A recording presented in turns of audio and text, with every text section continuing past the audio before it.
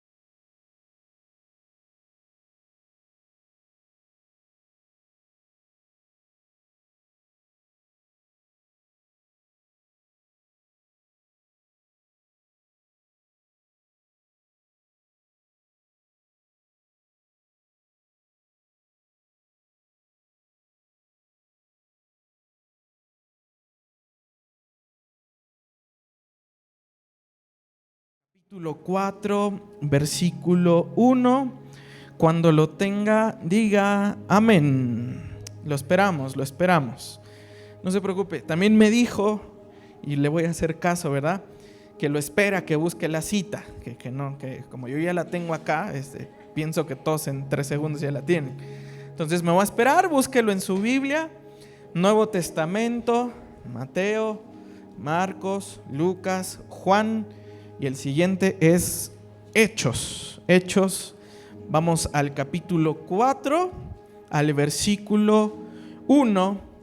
Y yo creo que es suficiente tiempo para que todos digamos amén. ¿Dice amén?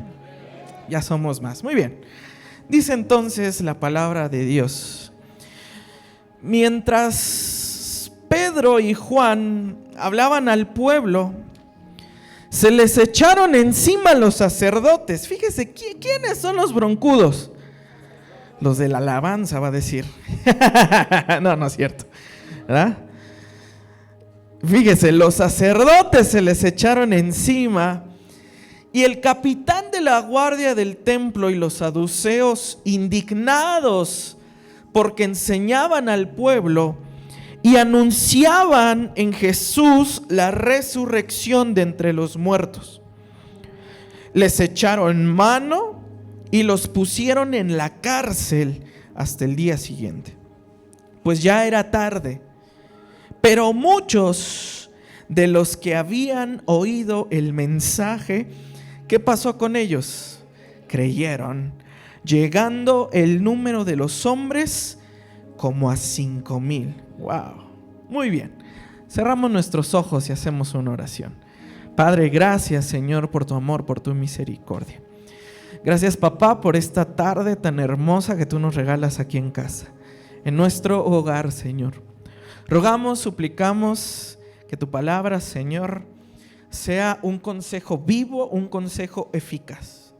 Que tu Espíritu Santo abra nuestros oídos para poder escuchar tu palabra. Abra nuestra mente para poder entender tu palabra y nuestro corazón, para que tu palabra sea sembrada. Damos las gracias, Señor amado, en el nombre de Jesús. Amén y amén. Dele un aplauso al Señor, amado hermano. Gracias a Dios.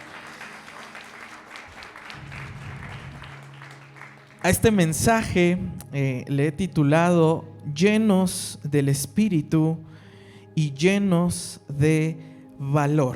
Este es el mensaje que quiero dar con ustedes.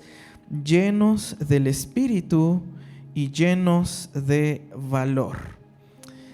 Hay una historia muy, muy interesante y a la vez trágica.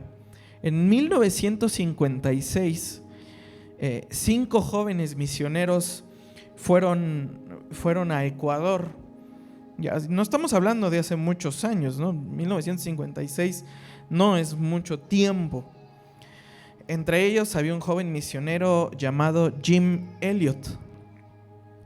Esos 5 jóvenes llevaban la premisa de llevar el evangelio a parte de la selva del Amazonas que hay en Ecuador. El Amazonas es muy grande en Sudamérica y Ecuador tiene parte de ella.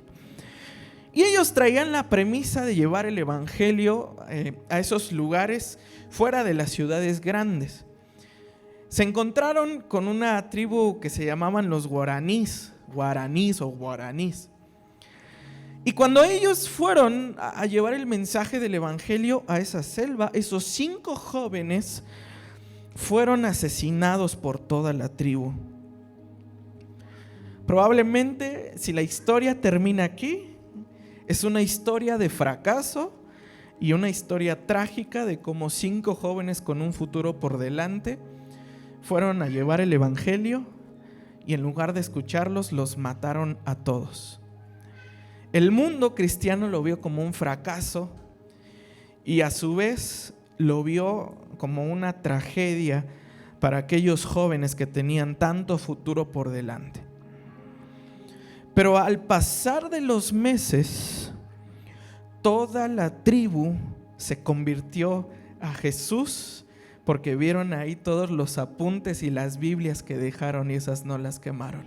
Y toda esa semilla que probablemente fue una semilla de muerte para algunos, sirvió como una semilla de vida para toda una tribu que ni siquiera su propia gente se quería acercar a ellos por lo violentos que eran. Jim Elliot escribió: es sabio quien entrega lo que no durará para recibir lo que durará para siempre. Jim Elliot probablemente no sabía que cuando escribió esta frase estaba hablando de su misma vida, diciendo: voy a entregar mi vida terrenal, humana, que probablemente no va a durar, por la vida de muchos, que será una vida eterna para siempre en los brazos de Jesús. Dice amén a eso. Suena una historia bastante trágica, ¿no? Y hermano, me saludó bien contento y ahora me trae este tipo de historias tan feas, ¿no? Pero es parte del mensaje que quiero transmitir esta tarde. Es parte del mensaje que yo quiero darle. Vivimos en un mundo donde básicamente es: tú no te metes conmigo, nunca vamos a tener problemas, ¿verdad? Si tú no te metes con nadie, nunca vas a tener problemas. Y estamos hablando de algo que se llama la fe privada. La fe privada no va a incomodar hasta que decidimos en un momento compartir esa fe. Y la fe entonces empieza a incomodar. Mientras la fe sea privada no va a haber ningún problema. Mientras la fe sea privada, yo creo lo que creo, el otro va a creer lo que quiera creer, va a tener sus propios fundamentos, pero no va a pasar nada. Pero cuando alguien decide proclamar su fe y hablar la verdad de Cristo, entonces empezamos a incomodar. Entonces empezamos a mover el tapete, como decimos, ¿verdad? Empezamos a tocar ciertas partes de la vida que no necesariamente queremos que sean tocadas. Decía Karl Barth: el testimonio cristiano no es una proclamación privada, es un mandato público dado por Dios. Entonces la pregunta, mis amados hermanos, para este mensaje es: ¿vamos a callar frente a la presión de los demás? Contéstese en su corazón: ¿voy a callar ante los demás? ¿Voy a callar lo que Dios ha hecho conmigo? ¿Voy a callar lo que Jesús ha hecho conmigo? Esta historia de Hechos 4 es una historia de estos apóstoles que estaban llenos del Espíritu Santo, que creo que por fe usted está lleno del Espíritu Santo. Dice amén a eso. Diga conmigo: yo estoy lleno del Espíritu Santo. Dígalo una vez más: yo estoy lleno del Espíritu Santo. Ahora diga conmigo: debo de estar lleno de valor. Dígalo una vez más: debo de estar lleno de valor. ¿Sabe algo? El que está lleno del Espíritu también está lleno de valor. El que está lleno del Espíritu también está lleno de valentía y de fortaleza del Señor para enfrentar cualquier adversidad que se nos llegue a presentar en esta vida. La llenura del Espíritu también trae una llenura de valentía y de valor, como le dijo el apóstol Pablo a Timoteo: porque el Señor no nos ha dado un espíritu de cobardía. Así dice la Escritura, que usted y yo no tenemos un espíritu de cobardía, sino que nos ha dado un espíritu de dominio propio. Es decir, un espíritu que gobierna mi propio carácter, que gobierna mis propios impulsos, que va a apagar el miedo que tengo y me llena de valor porque estoy lleno del Espíritu Santo. Entonces dicen estos versículos que acabamos de leer. Se recuerda, vamos a recapitular un poquito. Pedro y Juan iban a subir al templo a orar. En la puerta de la Hermosa se encuentran un hombre lisiado, el cual estaba pidiendo limosna, y ve a los apóstoles y les pide dinero. Es aquí donde yo le enseñaba a usted que a veces no sabemos la necesidad que tenemos. A veces necesitamos sanidad, pero nosotros pensamos que necesitamos dinero. ¿Verdad que sí? Hay gente y es ahí donde se llega a malpensar que el dinero lo va a resolver todo. Se puede tener mucho dinero, pero se puede ser infeliz. Y ese lisiado tenía ese problema. Él pensaba que necesitaba dinero, pero en realidad necesitaba sanidad. En realidad necesitaba un toque de Dios. Pedro le dice, lleno del Espíritu: no tengo oro, no tengo plata. Lo que quiero es romper la piña. No es cierto, no. Pero en el nombre de Jesús, levántate y anda. Y dice que al instante le dio la mano, lo levantó, y que aquel hombre entró danzando al templo por lo que Dios se había hecho. Y Pedro y Juan comenzaron a predicar porque se maravillaron de aquel milagro. Y cuando Pedro y Juan comenzaron a predicar en el templo, uno diría, pues qué padre que están predicando en el templo, pero ¿sabe algo? Ese no era el lugar, no voy a decir correcto, pero no tenían permiso de predicar ahí. ¿Me entiende? No tenían permiso de predicar ahí. Y cuando comenzaron a predicar acerca de la salvación y de la resurrección de Jesús, y que aparte de la resurrección hay milagros, hay prodigios, hay promesas, los sacerdotes se le vienen encima y los echan a la cárcel. ¿Sabe algo? El mensaje del Evangelio, el mensaje de la resurrección, es un mensaje incómodo para muchos. A varios que he conocido, que he tenido la oportunidad de platicar con ellos, que abren su corazón para hablar de temas acerca de la fe, una de las cosas que me dicen es, lo voy a decir así, con respeto de muchas personas: católico nací, católico me muero. Entonces no me vengas a hablar de otra cosa. Bueno, pero ¿por qué eres? Porque eso fue mi papá, mi mamá, mi abuelo, y eso es lo que me enseñaron, y así me voy a morir.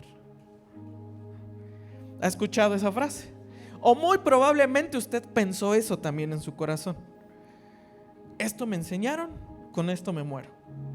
Y ¿sabe algo? A lo mejor va a decir, pero yo ya soy cristiano, hijo de Dios, eso a mí ya no me aplica.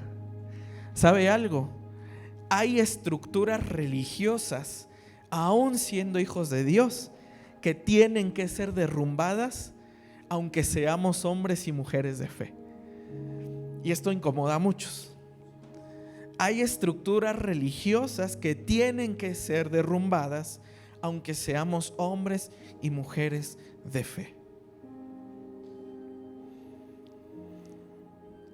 Estructuras como ¿qué le gusta? No sé. Yo crecí también en algunas estructuras religiosas. Miren, se me viene un ejemplo a la mente, pero es el que siempre pongo. Hablemos un poquito del papel de las hermanas en la iglesia. Hermano, usted no puede hacer esto, no puede hacer aquello, no se puede vestir así, no se puede poner esto, no se puede poner aquello, no puede hacer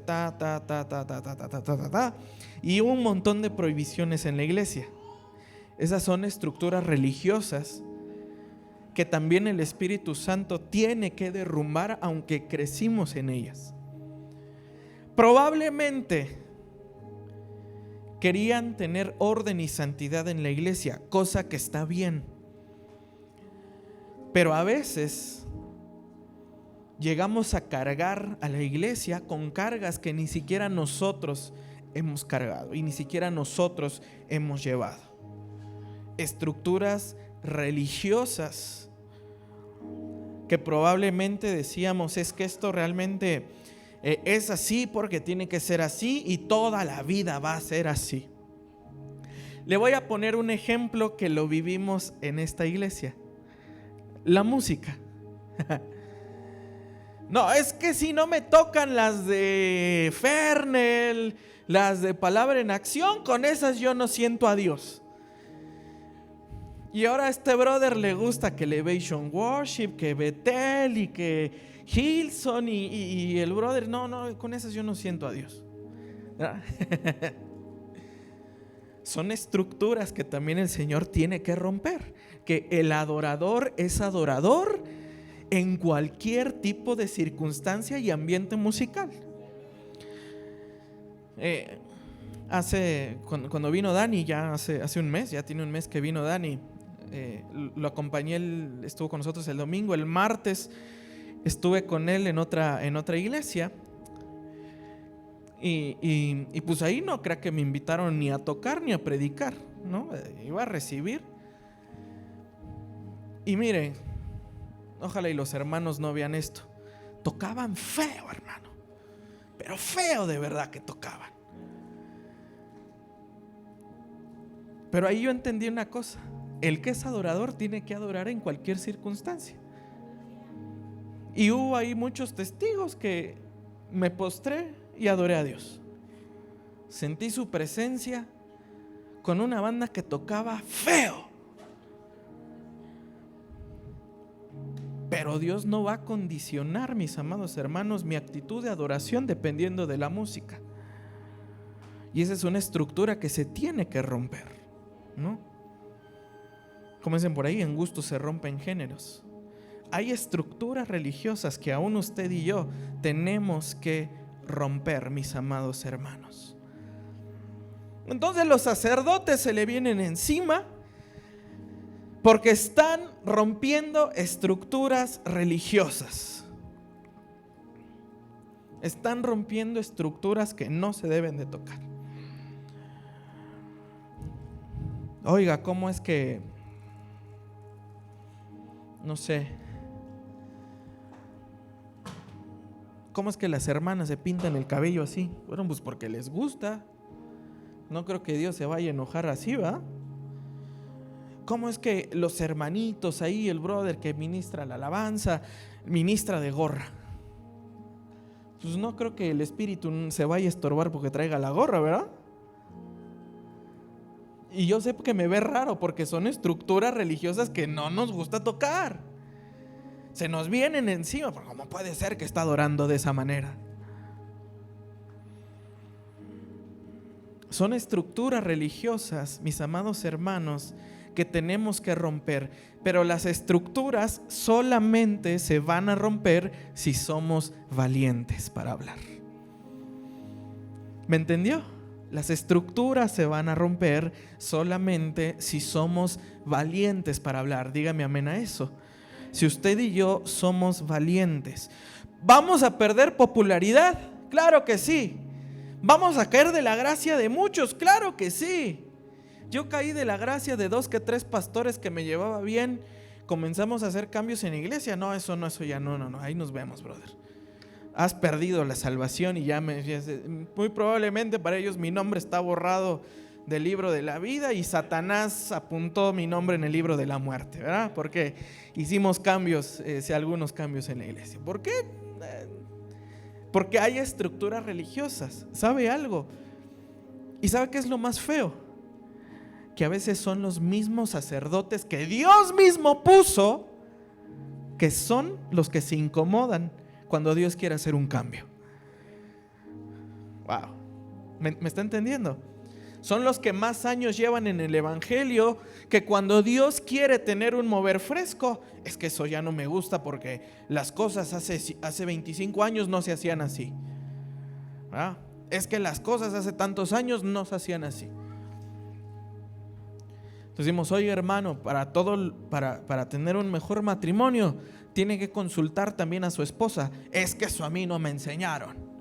Las decisiones las tomo yo y ella se calla, se sujeta y punto. Yo creo que incomodé a 2 que 3, ¿verdad? Las hermanitas, ahí veo los codos, ¿estás escuchando? Porque hay estructuras religiosas que se tienen que romper y a veces son los mismos sacerdotes quienes quieren impedir algo. Pero tenemos 2 opciones.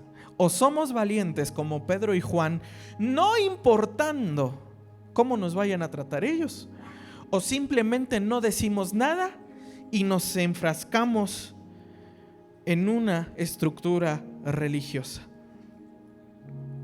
La fidelidad a Dios no es cómoda, mis amados hermanos. La fidelidad es valiente. Ahora, no hay que tener miedo a incomodar. No hay que tener miedo a incomodar, mis amados hermanos. La fe tiene que provocar preguntas. ¿Pero por qué estás diciendo eso? ¿Por qué vas a hacer ese cambio? ¿Cómo estás diciendo que fuiste sanado porque fuiste a una iglesia? ¿Cómo estás diciendo que tu familia se restauró porque simplemente llegaste a un lugar, dices que sentiste algo y todo cambió en un momento? Una fe activa, una fe encendida provoca preguntas de los demás. Pero ¿cómo es que estás haciendo este cambio? ¿Cómo es que cambiaste tu manera de ser? ¿Cómo es posible que yo te veía ahí todo borracho y ahora resulta que ya no tomas? ¿No? Yo te veía ahí todo noviero, toda noviera, y ahora resulta que hasta te casas y dijiste que ibas a ser fiel. Yo no te creo. Pero cuando Dios hace un cambio valiente, y usted tiene que ser valiente para predicarlo, amado hermano. Dice amén. Diga conmigo, tengo que ser valiente.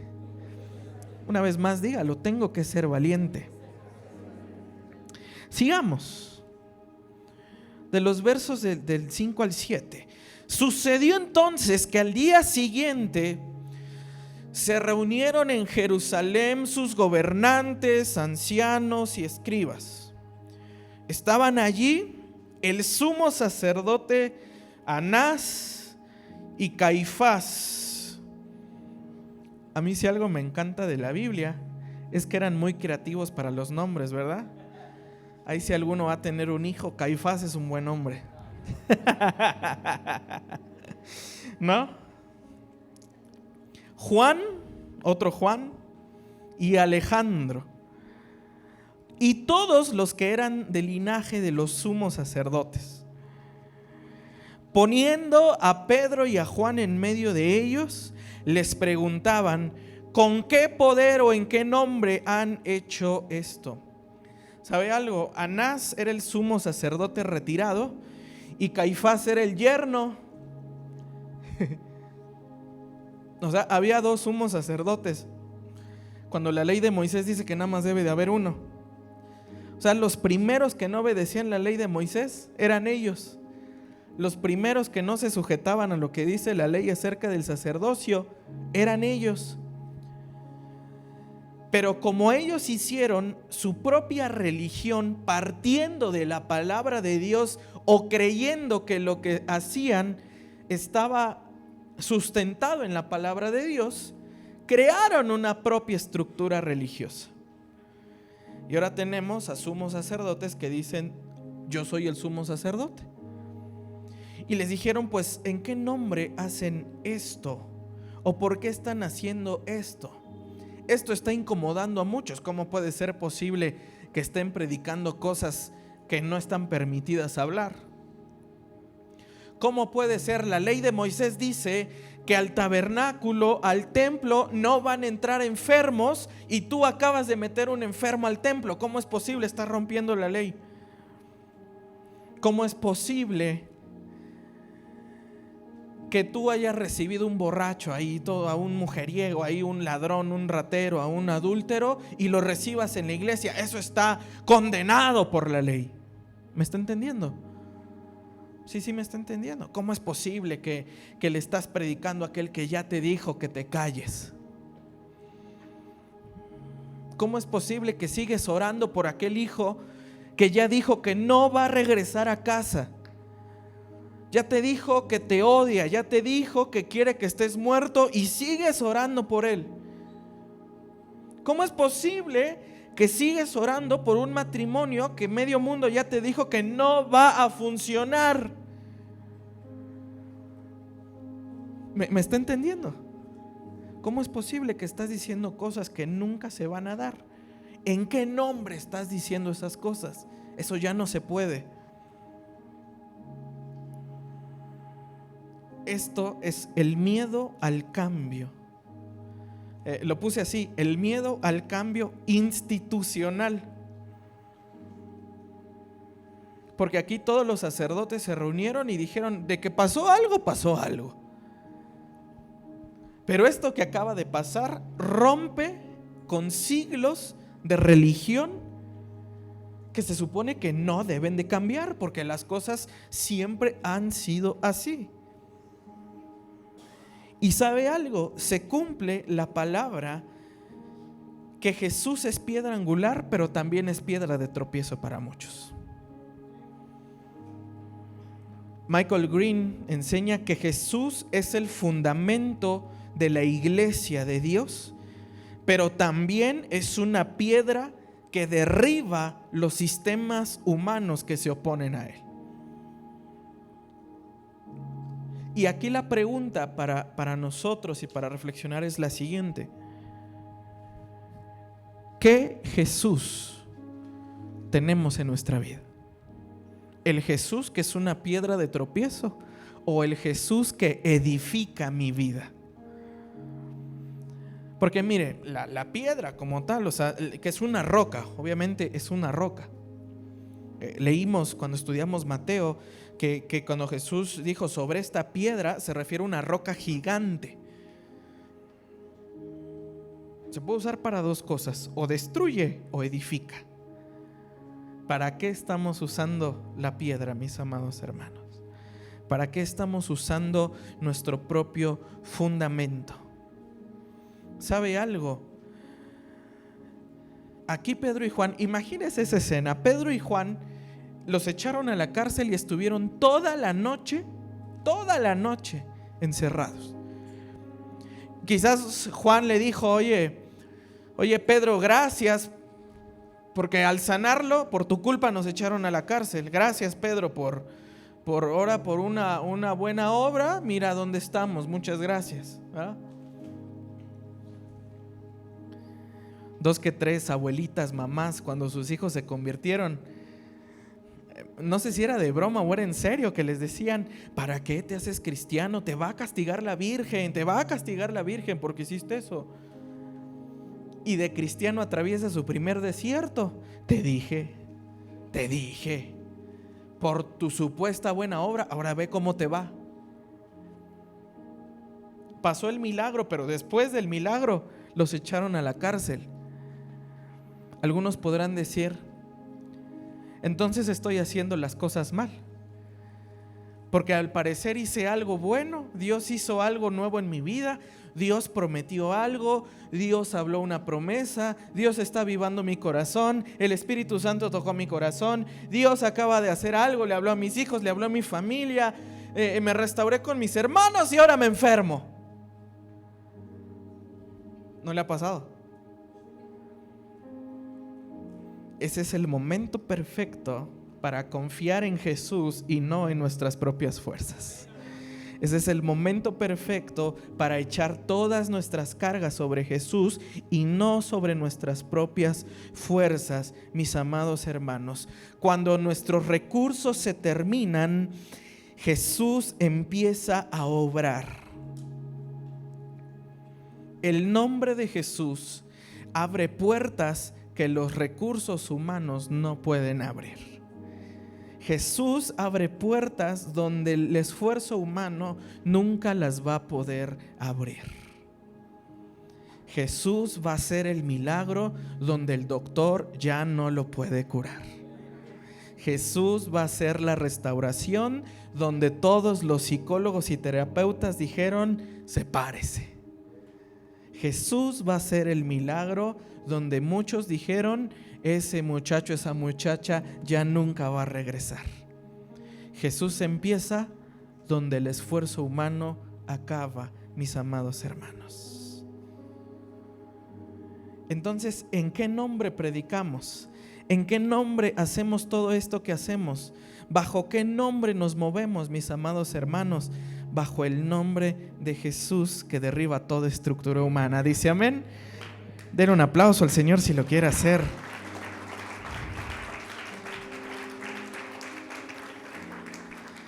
Y una vez les hacen las preguntas, Y continuamos nuestra lectura de los versos 8 al 12. Ahora dice: les preguntan los sacerdotes, ¿con qué poder o en nombre de quién están haciendo esto? Entonces Pedro, ¿cómo estaba Pedro, mis amados hermanos? ¿Cómo tenemos que contestar?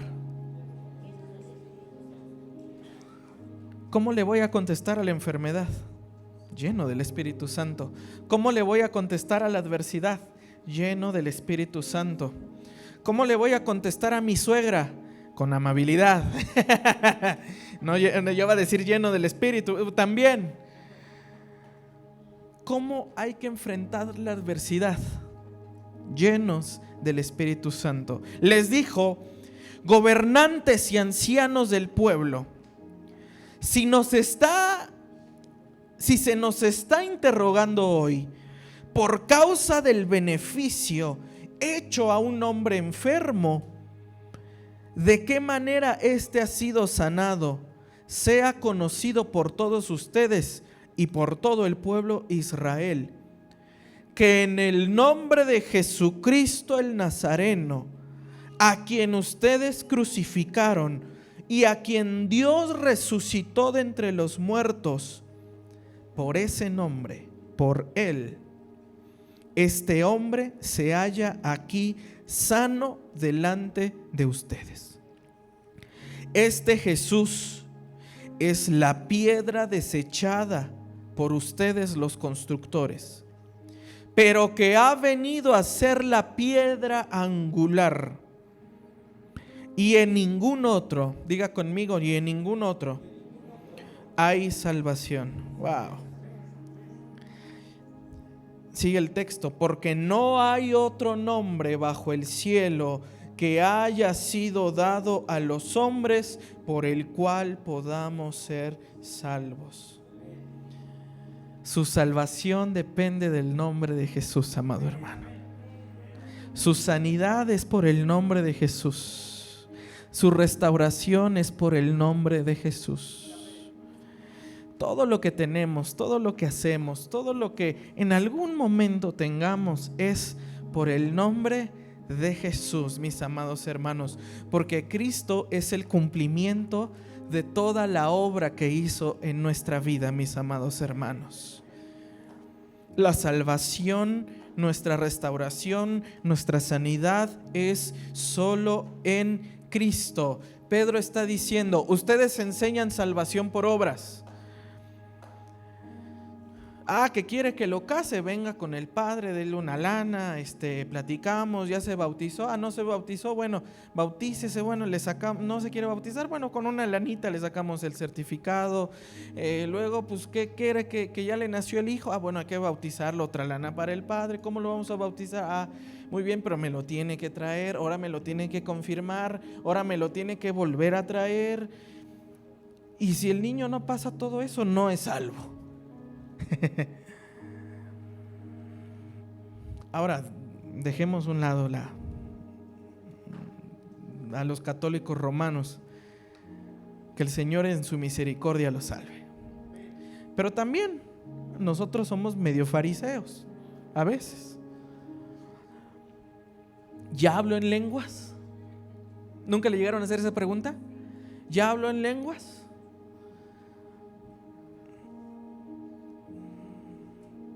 Si no habla lenguas, no está lleno del Espíritu.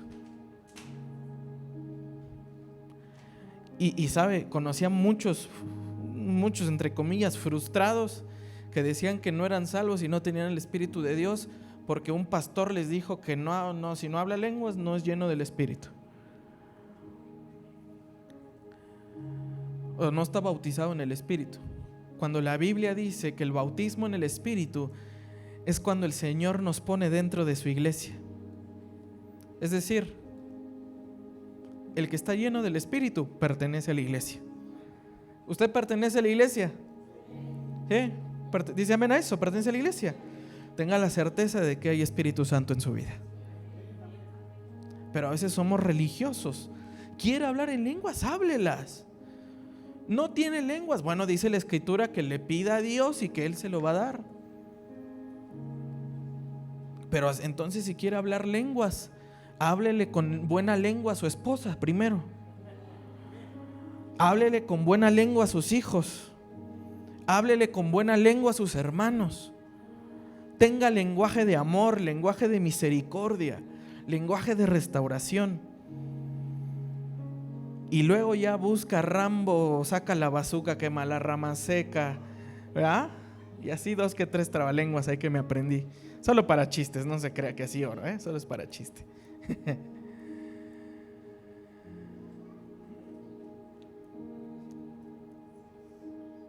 Pero la salvación no se condiciona a obras humanas.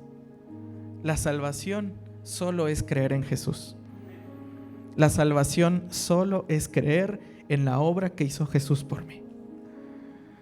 ¿Qué más tengo que hacer? Nada más. Nada más. Cuando el Señor salva un alma, la cambia de adentro hacia afuera, no de afuera hacia adentro. Que a veces queremos cambiar el exterior, pero no hemos cambiado el interior, ¿verdad?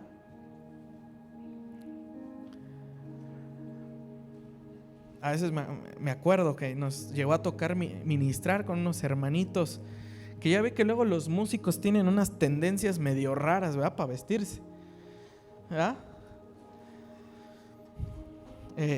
Se dejan unas rastas ahí bien raras que parece que no se bañan. Y dice, Dios mío, ¿qué onda con este brother? ¿Va?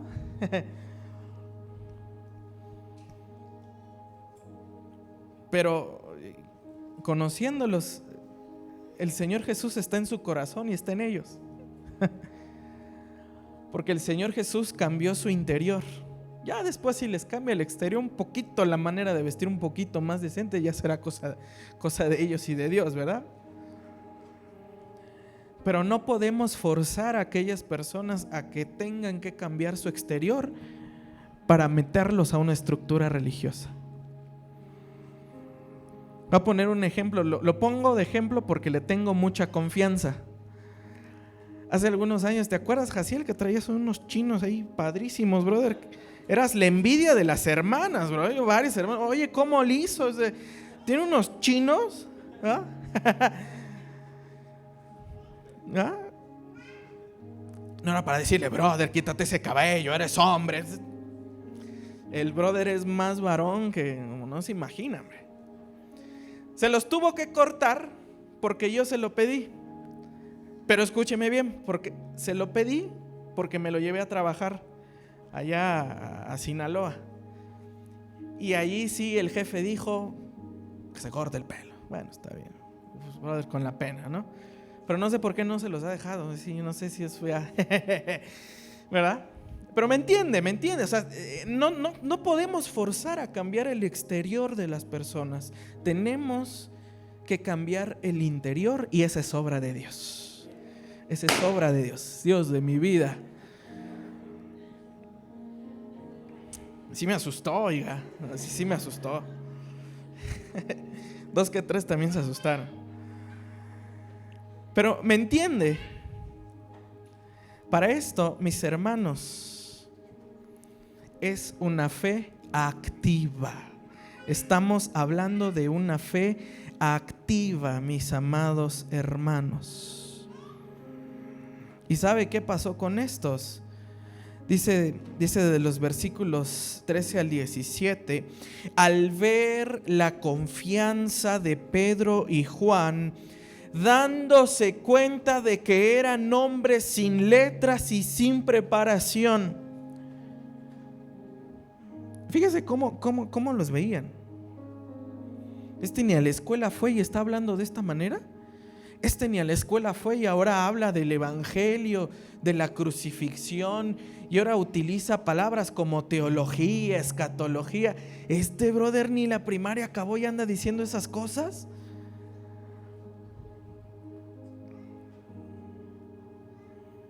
¿Sabe algo? Esto provoca el evangelio. Dice, se maravillaban y reconocían que habían estado con Jesús.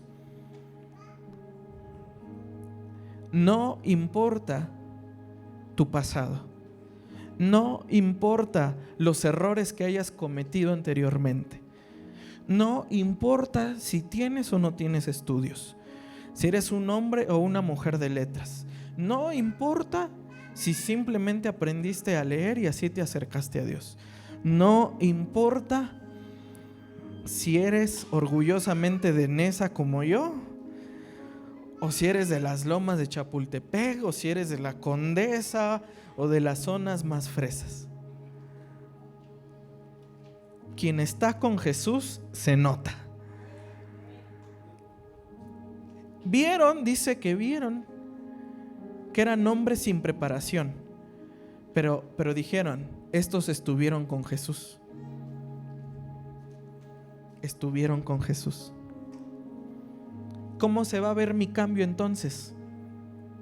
Quien está cerca de Jesús se ve un cambio hasta en su manera de hablar, hasta en su manera de pensar, hasta en su manera de actuar, hasta en su manera de reaccionar. Porque quien vive con el maestro, quien es discípulo del maestro, ¿sabe algo? Toma las costumbres de su maestro, toma las costumbres de quien aprendió. Yo estoy seguro de que usted tiene muy buenas costumbres de sus padres, ¿verdad? A lo mejor muchos de ustedes son trabajadores porque a lo mejor sus padres les enseñaron la cultura del trabajo.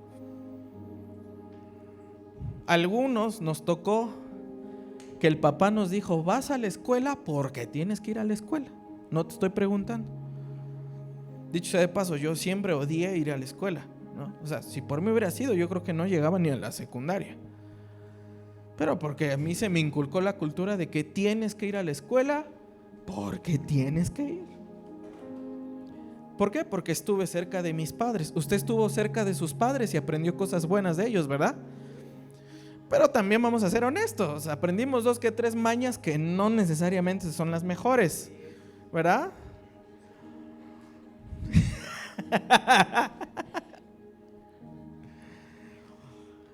Oye, ¿por qué echas ese jabón? ¿Por qué se echaba mi jefa?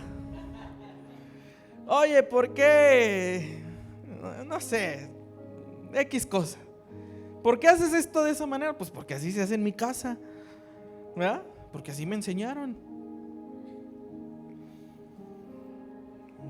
Así como tuvo la buena voluntad de aprender las buenas costumbres y malas costumbres de sus padres, tenga la buena voluntad de aprender el carácter del maestro. ¿Dice amén a eso? Tenga la buena voluntad de aprenderle a Jesús su carácter, de aprenderle a Jesús su manera de hablar, su manera de pensar, su manera de caminar, su manera de obrar. Y así se va a notar que somos la luz en medio de un mundo de tinieblas. Mire, no me gusta a mí echarme muchas porras, pero mi trabajo requiere, todos los trabajos requieren de ética, obviamente, requieren de honestidad. Mi trabajo demanda un poquito más allá de lo común, porque si encuentro cosas malas tengo que hablar con la verdad y no las puedo ocultar, ¿no? Soy auditor. Si encuentro cosas malas, encuentro fraudes, ni modo, los tengo que hablar. Y ahora entiendo que requiero tanto del carácter de Jesús para hablar sin miedo las cosas incómodas. Porque al final de cuentas te metes con el cuate del director, con el cuate del jefe, con el cuate del dueño. Pero digo, Señor, aquí es donde entra tu carácter y también tu valentía para decir las cosas, Señor.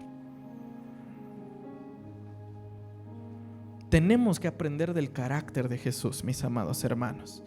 Por eso dice, reconocían que habían estado con Jesús y viendo de pie junto a ellos al hombre que había sido sanado, no tenían nada que decir en contra, tenían a su milagro presente.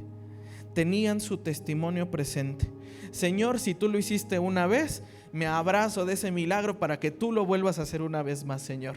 Tengo el testimonio al lado de mí de que si pasó una vez, si me tocaste una vez, si me llenaste una vez, lo puedes volver a hacer. Dice amén a eso.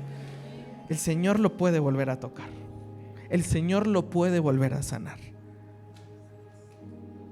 Y cuando la gente ve el testimonio que tiene a su lado, ahí no hay nada que decir.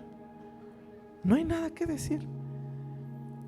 Que dicen, sí, era borracho, pero ya nunca lo he visto volver a tomar.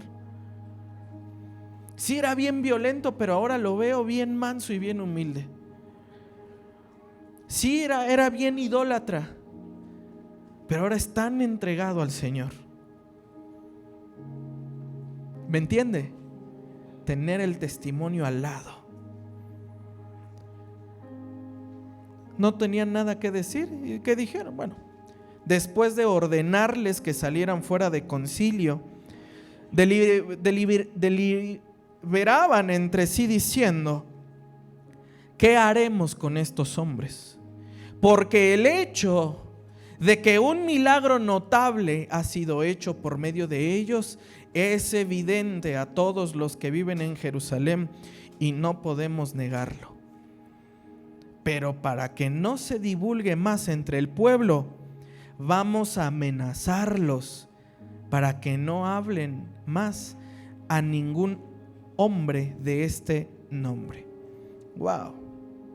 ¿Sabe qué es lo que va a querer hacer el diablo?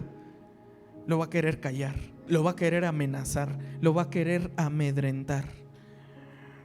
Pero ¿sabe algo?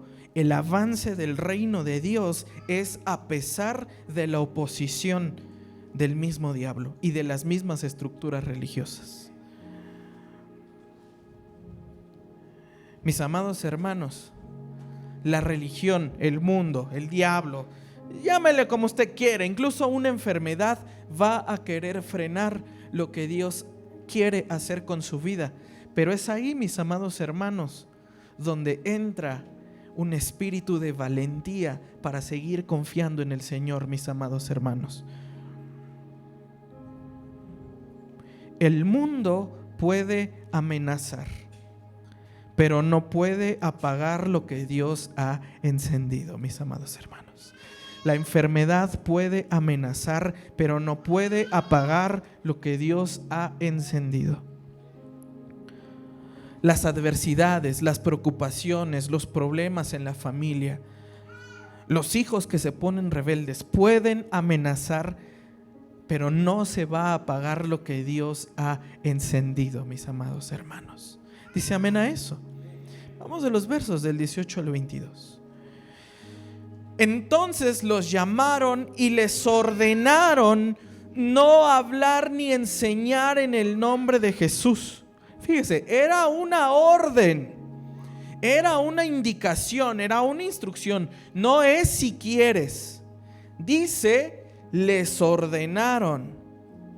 Pero Pedro y Juan les contestaron: juzguen ustedes mismos si es justo delante de Dios obedecer a ustedes en vez de a Dios.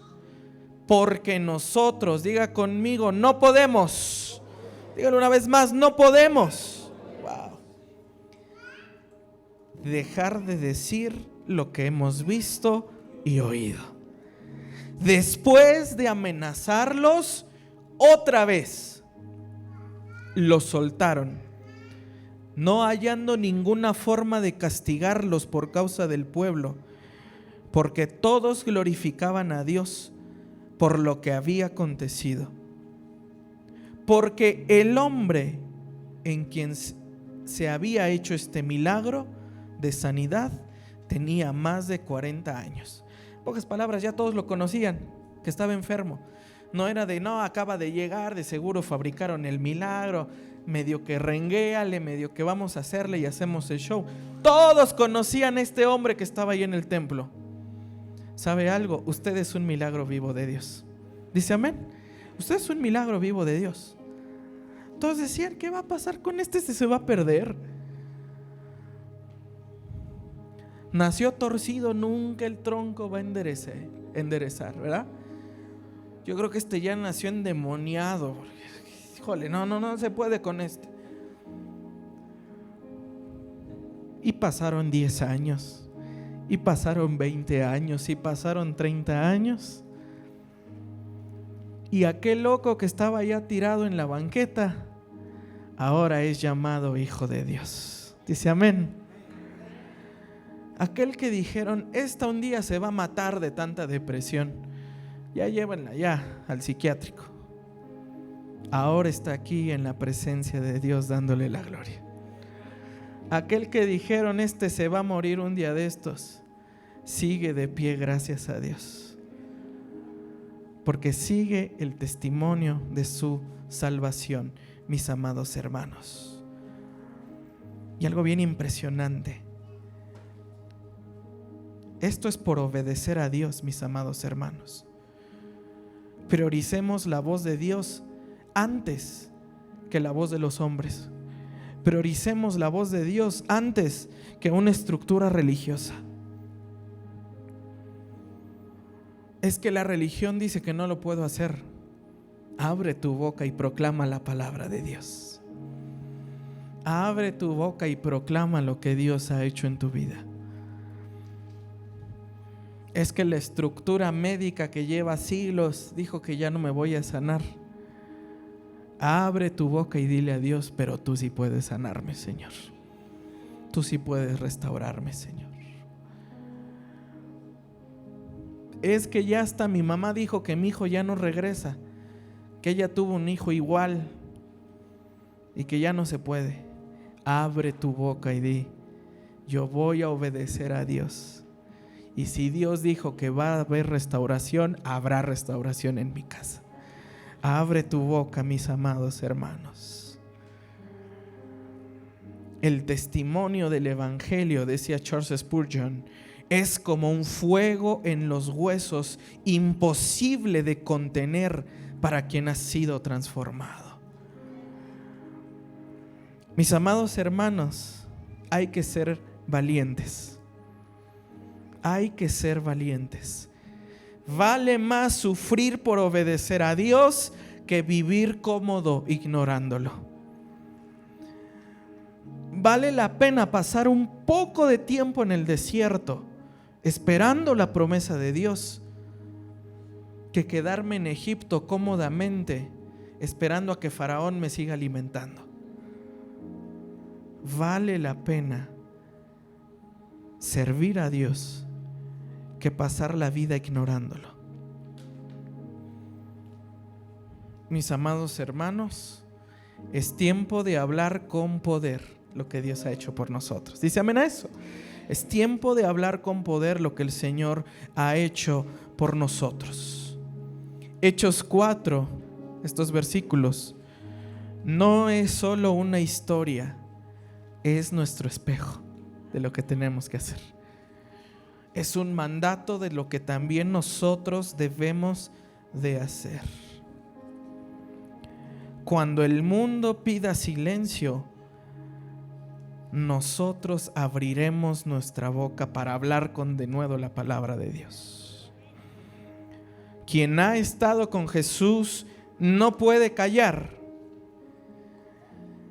El evangelio lo tenemos que declarar, mis amados hermanos.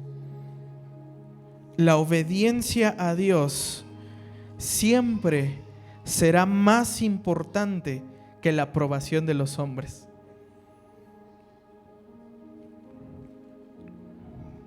Agárrese de esta palabra esta semana. Es que ya no me va a escuchar. Sígale hablando. Sígale hablando, siga insistiendo. Esta semana siga insistiendo. Siga orando con valor. Y confiemos, mis amados hermanos, en la obra que el Espíritu Santo va a hacer por nosotros. Dice amén. ¿Lo dice amén creyendo? Póngase de pie, vamos a orar.